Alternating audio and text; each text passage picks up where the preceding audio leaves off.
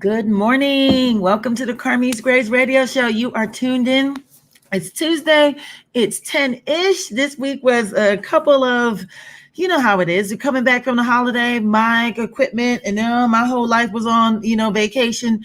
So coming back, getting it back online took a little bit of work, but I persevered, made sure that I made this video because I wanted to continue the discussion from last week. I think it was really important about fathers' rights. And then I have some tips that I want to share with you about mutual consent divorces. So before we get into all of that, I hope you guys had a really wonderful holiday, that you were able to connect in some sort of manner that was fulfilling. You got some good food. I know I ate very well, and I did enjoy time with my family. So I really appreciate that. Thanks so much for tuning in. And I think generally, what we have going on is last week, we talked about fathers' rights, and we talked about and just let me introduce myself. If you're joining my show and gracing me for the first time, thank you so much. I'm attorney CPA Carmiece T. Graves. I'm in the DMV area practicing family law, estate planning, and bankruptcy. So today we are all about family. Thanksgiving, hopefully y'all did okay. Hopefully we were able to get along. Actually, before we get into today's topics, we're going to talk about fathers' rights. We're going to talk about whether they really get, in my opinion, in my view, whether dads get a fair shake before the courts, and some tips to making sure or being in the best position to make sure that you do things that you can avoid to not undermine the process and get there and come up short and be upset. So I'm going to go through that. And then we're also going to talk about mutual consents, because I think, everybody's understanding and realizing if you're smart about your money, you really want to, limit the amount that you spend on divorces and in litigation. Very smart way to go. But I want to give you the smartest way to go so that you don't undermine the intent of your agreement and give away assets that you don't intend to give away, and have a bunch of unintended consequences. Because that's a key thing when you're negotiating agreements. You want your agreement to the best of its ability, fulfill the wishes and dreams of the parties. And that's not easy as it seems to get from thought, word down to paper and dealing with life's changes. So we're going to get through some tips that can, I think, have you be in a position to save litigation costs, but also enable you to save on, the efficiency, the emotional investment, and also be protected to make sure you're not giving away more than you intend. So let's get into it. First off, so, in family law is emotional, okay? A lot of times we're dealing with people. I mean, all the time we're dealing with people. We're dealing with your children. We're dealing with the reorganization of a family. So with that first tip, that I want to talk about, because it did come up, and this show is generated based on anything that I come across that I'm like, that's a big point for me, came up just in conversation with a friend of mine. And one of the things I would say first off, so let's just talk a general tip in terms of how we're organizing our assets. I think, to me, it's not the best position to be in, going in and to be in an intimate relationship and to acquire assets with a person and not have that legal status of divorce. I mean, to the statutes of divorce to help you divide the property on the other end, because it is emotional. It's a reorganization of a family, and it really was not a business transaction.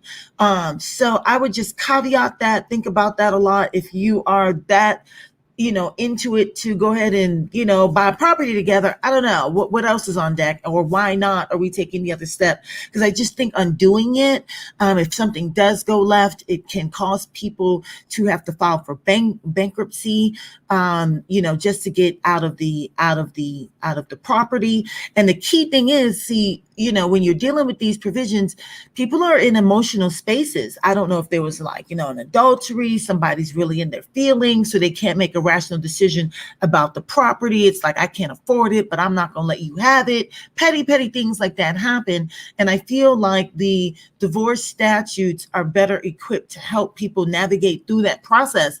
There's mediation, there's settlement conferences. It's the spirit of our industry to encourage people to settle these affairs to the best of their ability on their own. So there's a lot of opportunity to help people talk and get through some of the emotional barriers that are blocking them. So with that, I just want to know that, there's a special time edition and it's called The Science of Emotions. I'm really loving this. This is really nice. I think this is a really great contribution to us, human beings. We're going through a lot right now with social distancing, and it's really cover to cover. I only got through the first couple articles, but it's really, highlighting the need for us to have emotional intelligence. If the term is foreign and you never heard of it, definitely it's just mindfulness, understanding what emotions mean, having a mechanism to better deal with them, process the messages that they're telling us and not be swept away. And I think that, to me, I see if we don't really have that, that can be the cause of a lot of violence or, temperaments that flare and bubble up into a lot of nasty, nasty things that we've witnessed as a country together. And then privately behind closed doors, sometimes that's happening. You see it in your ability to just maintain relationships. So that affects your money, your ability to work with others or make good rational decisions and, really have that intelligence. So I just thought this was great. This is a great addition. I don't read time as often maybe as I would like to, but they definitely, I feel, has come through here. And this was really nice. So anyway, with that being said, let's get into this topic about fathers' rights. So last week, I talked about this, and I absolutely feel that the standard of the best interest of the child really absolutely incorporates a standard that that they're going to look at factors. We're going to look at least in Maryland and similarly in DC, a number of factors, more than 15 factors to determine what's in the best interest of the child. So there's an inquisition, there's a investigation, we're putting together the story. And I think for me, the biggest thing that I would say that I need anyone thinking about reorganizing their family and being concerned about preserving rights, I would say the key thing you want to do is make sure you get a consultation before you take any major moves in the reorganization of the family, meaning AKA boil it all the way down, boilerplate, very regular, before you move out. Before you make that, okay, I'm gone and now go see an attorney, I think that you really should. I would advise highly, to get a consultation before you make a big move, and that you have an opportunity to see and understand what those factors are to make sure that you're not doing anything to undermine your position in any of these factors, such that a court would not support you, whatever custodial interest you have in being a parent and the type of visitation and custody that you would prefer.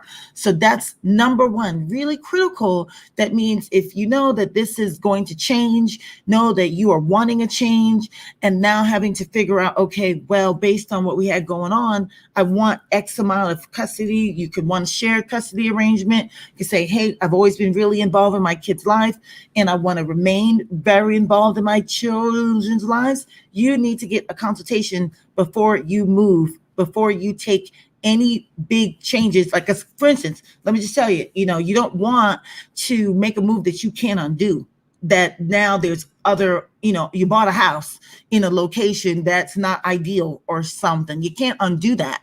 So these are the things that we want, not easily. You can undo it, but not easily. Signing agreements, whatever that life structure, that new family reorganized life looks like to you, that's what we want to consider as it meshes with how this family is going to look, how the child is going to be cared for, what is going on with their lives. Do they have any health conditions? How old are they? Do they have extracurriculars, in a regular non-COVID environment? I don't know what any of that looks like now. That analysis has dramatically changed. See, that's why it is looking at the factors, because you have to consider, well, okay, maybe it's not an issue because we don't have extracurriculars anymore and everybody's working from home. So now we all can, co-parent more fully because maybe everybody has access to remote teleworking. So those are the things that you want to make sure that you've had a conversation right? And a conversation to understand any major moves, how it may change and move the levers and the factors one way or the other weighted for you or against you when it comes to preserving your custodial rights. So, because usually if you're in a scenario where you're saying, okay, I'm going to go, I'm going to go, I'm going to, leave the marital home, or I'm going to leave where we're living and I'm going to go find another place. Before you take that move and you have been heavily involved and now you're relinquishing, the parental rights primarily to the other, to the other parent, that's a big move. And how long is that going to be? How are you going to come back online? These are the things that we talk about. So you definitely want counsel involved in any big strategic moves you're going to be making once you know for sure, or you're just contemplating, thinking that when I make this move, I might be changing the familiar structure. And I like to term it like that so people understand that these relationships are not over. They have changed. Okay. They have changed. You've given notice that intimately and romantically, this is not working, but now I'm going to have other relationships with other folks, but we will co-parent this child. And now we need to figure out how we do that. So they're not going away. They are changing to the extent that you have kids in common. So to me, I think some of the things that I may see is not doing that planning properly on the front end and then going in there after without counsel. And now the situation is what it is and you can't get the custody that you want. Definitely requires pre-planning. So before any papers are filed, before you leave. So here's a thing on how we can look at this. The points that you are taking before you file the case. So before you make any moves to change the structure, consultation. Before you file a case to see whether you need legal representation or you test that you understand what you're doing and whether what you think is going to happen is going to happen. That's really critical, because one of the things I'll tell you too that I'm seeing with child support, I would tell everybody seriously, I am always scratch. It make me even scratch my head right now. Do not go into child support enforcement without a consultation from an attorney to understand, because right there's going to be a hearing. There's probably going to be an order if that's the court hearing, and you may not get the gravity of that hearing. And then you're not in the same legal position. The hearing, you got notice. They're saying notice means this day is coming. Get your stuff together. If you want to get counsel, get counsel. If you want to talk to a lawyer, talk to a lawyer. But it's not the just come up into the courthouse or the child support enforcement and then just have this quick conversation. And you're like, whoa, she said all types of wild stuff. Okay, those are the things. And then you're making the phone call after. You don't want to make that phone call after. You want to make that phone call before you have that hearing. Very important. I'm sorry, I got these things in my hair. It's coming. So that's key. So that's one of the things I would definitely say, very, very important to do. I absolutely feel the court absolutely supports fathers' rights being involved. I think it starts off obviously that both parents are the natural parents of this child. It's really it doesn't even start with more mom than dad. It really starts with who's been caring for the child more, who has stepped up to take that primary responsibility. If it's been shared, it can continue to be shared. Only thing I said last week is that bias. Now, if it's been kind of like you've let mom take the lead on that, now that we're separating and you're concerned about child support, that's a bit disingenuous, and the court would snuff that out quite quickly suss that out if that is the intent. So otherwise than that, I think the consultation works. Now, other thing, the second part here, because I started late, so I'm going to just have a quick video today and wrap it up, is regarding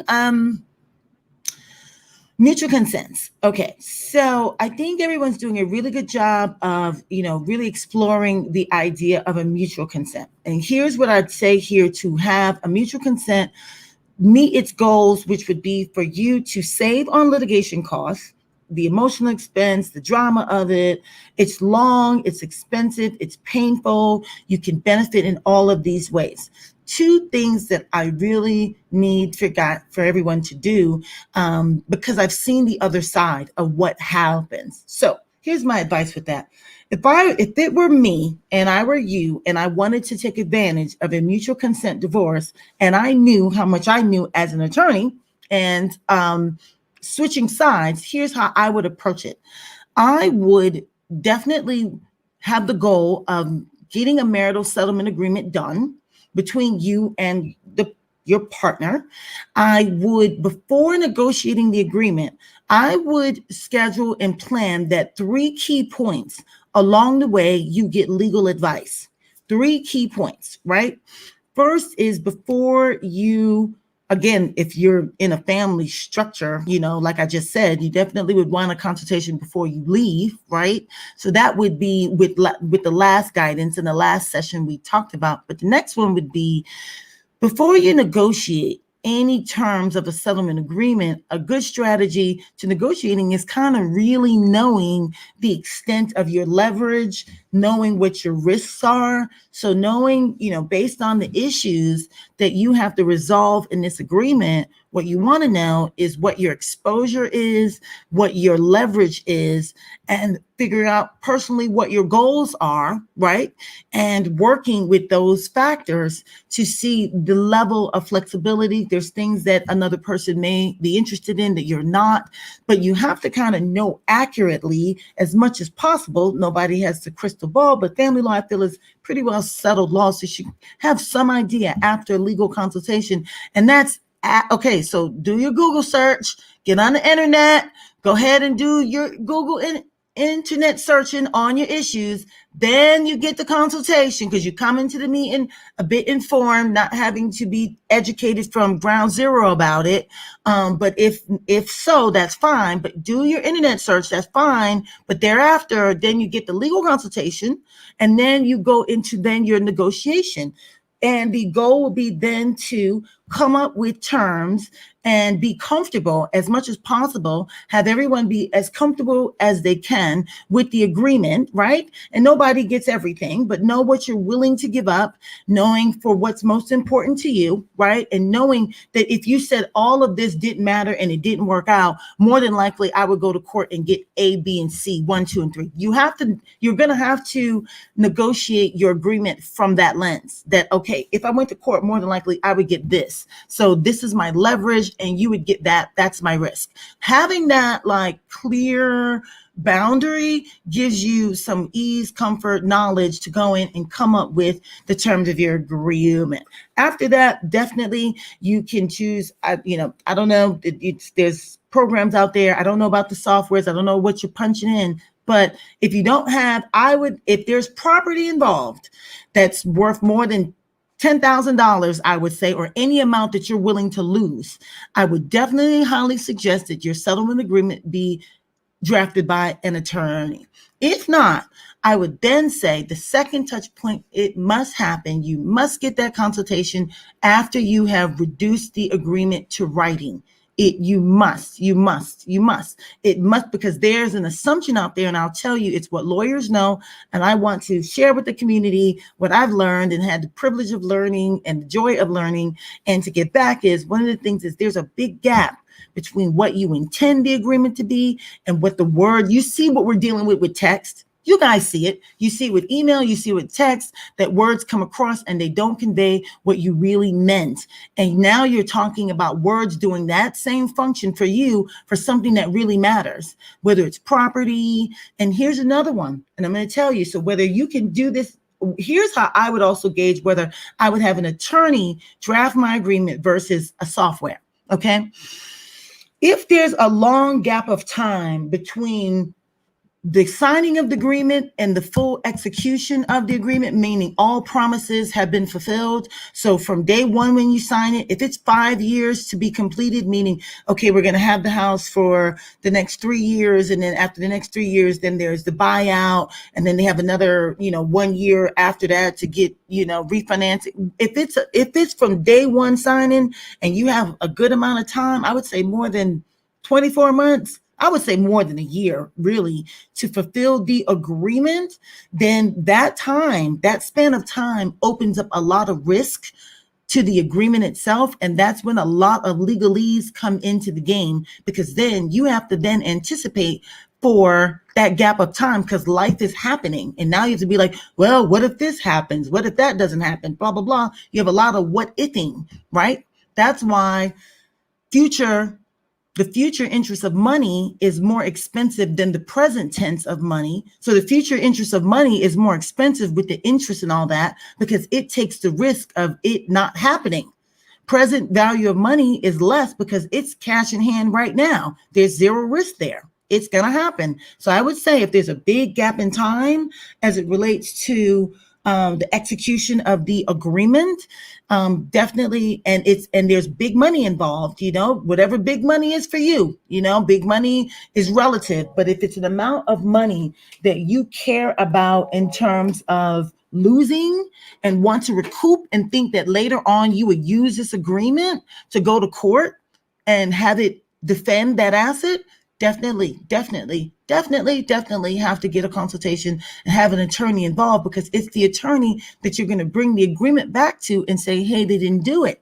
So we would want to stand on the strongest agreement, plug as many holes on your own behalf as we can, and make sure that you're protected. So that's it. I think that's enough. So I think we got the sense of, please, get the consultation